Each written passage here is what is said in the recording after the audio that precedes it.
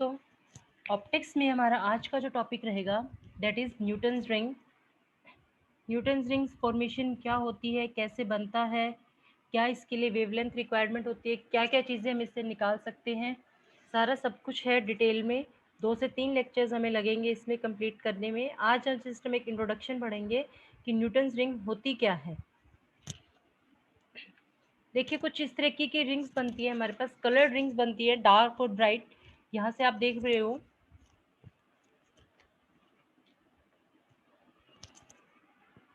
तो फर्स्ट बात जो हमारे पास आती है दैट इज न्यूटन्स रिंग होती क्या है। कहते हैं Newton's rings is a phenomena in which N interference pattern is created by the reflection of light between two surfaces. कि दो सरफेस होती है हमारे पास, एक स्फेरिकल सरफेस होती है और एक फ्लैट सरफेस होती है। अब दोनों के दो सरफेसेस है तो दोनों के बीच में क्या होगा, जब लाइट एक से स्ट्राइक करेगी दूसरे में तो हमारे पास एक इंटरफेरेंस पैटर्न प्रोड्यूस होगा। तो उस इंटरफेरेंस पैटर्न की वजह से हमारे पास कुछ न्यूटन्स रिंग बनती हैं। देखिए ये एक फ्लैट सरफेस है, ये एक फ्लैट सरफेस है और ये एक स्फेरिकल सरफेस है। तो इन दोनों के बीच में हमारे पास जब इंटरफेरेंस होता है तब हमारे पास आती है Newton's ring. So Newton rings is a phenomena in which N interference pattern is created by the reflection of light. Reflection कहाँ पर होती है, स्फेरिकल सरफेस पे और फ्लैट सरफेस के बीच में।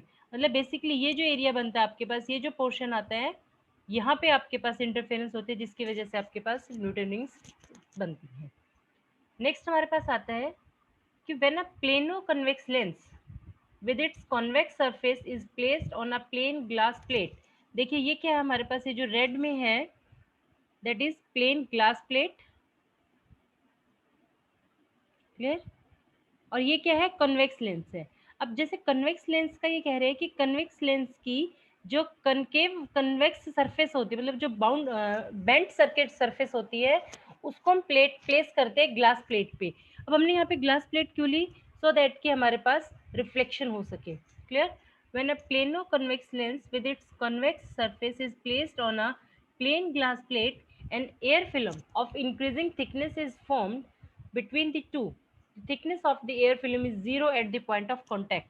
कि यहाँ पे जो थिकनेस है, यहाँ पे तो थिकनेस जीरो है, लेकिन जैसे जैसे आप इन दोनों को गैप आपका इंक्रीज होता जाएगा, यहाँ पे एक एयर फिल्म बन जाएगी।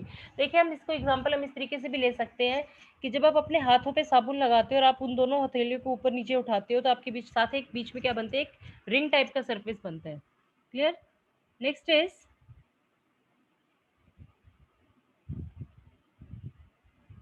when viewed from monochromatic light,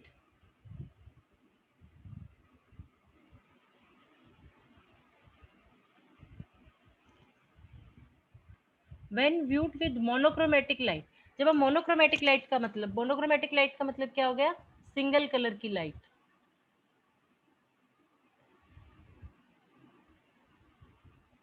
कि जब हम सिंगल कलर की लाइट से देखते हैं तो Newton's ring appear as a series of concentric alternating bright and dark rings centred at the point of contact between the two surface.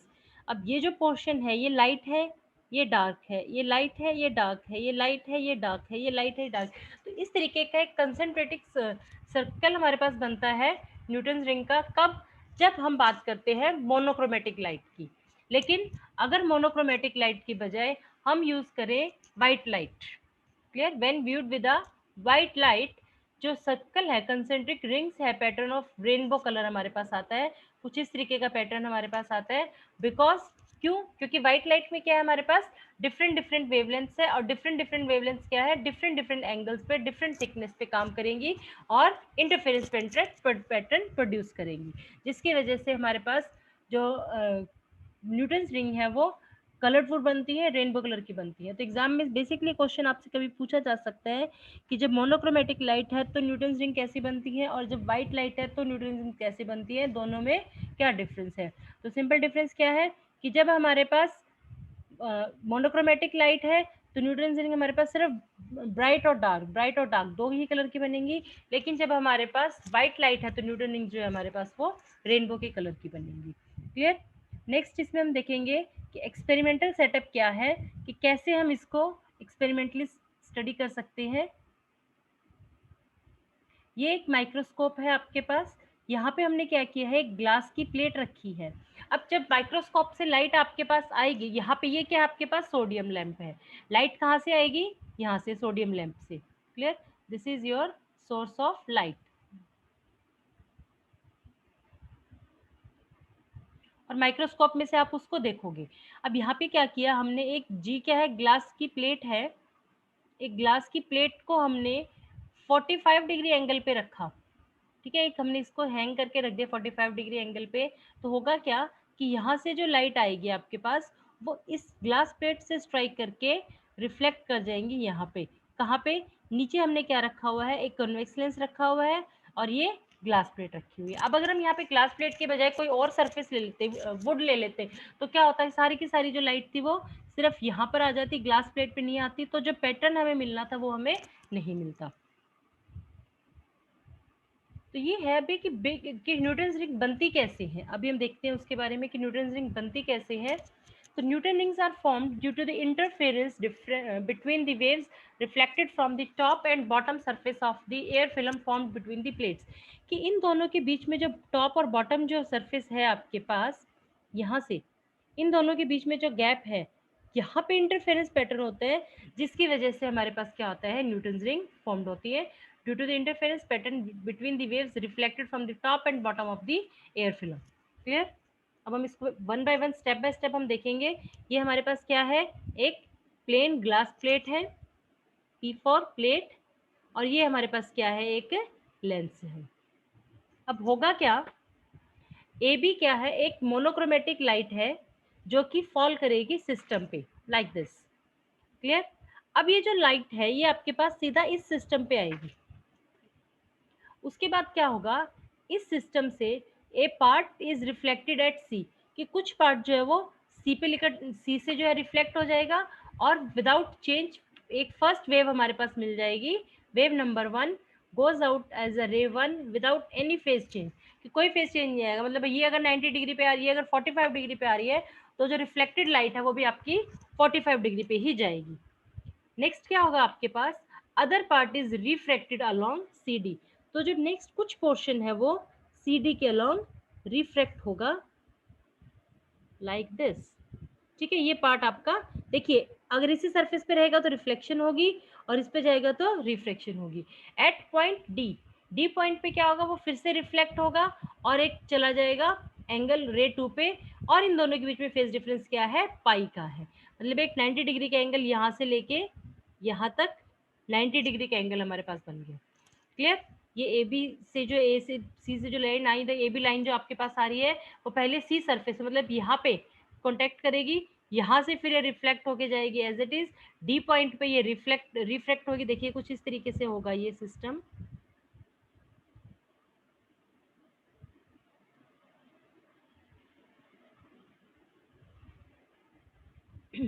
यहाँ से ये रे आएगी। अब जो रे ये सी पॉइंट पे मतलब इसी सरफेस पे रहेगी, तो ये रिफ्लेक्ट हो जाएगी। ठीक है।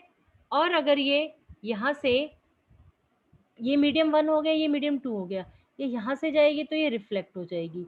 ये पॉइंट सी है, ये पॉइंट डी है। अब डी पॉइंट पे ये सरफेस है, यहाँ से ये फिर से रिफ्लेक्ट होगी। कुछ इस तरीके से हमारे पास बनेगा ये। नाउ रे 1 एंड 2 प्रोड्यूस इंटरफेरेंस, तो ये जो दो रे बनेंगी हमारे पास, ये एक कहीं भी किसी भी पॉइंट पे इंटरफेरेंस पैटर्न को प्रोड्यूस करेंगी। तो पाथ डिफरेंस बनेगा हमारे पास, that will be 2 mu t cos R plus lambda by 2। Air mu is the refractive index of air,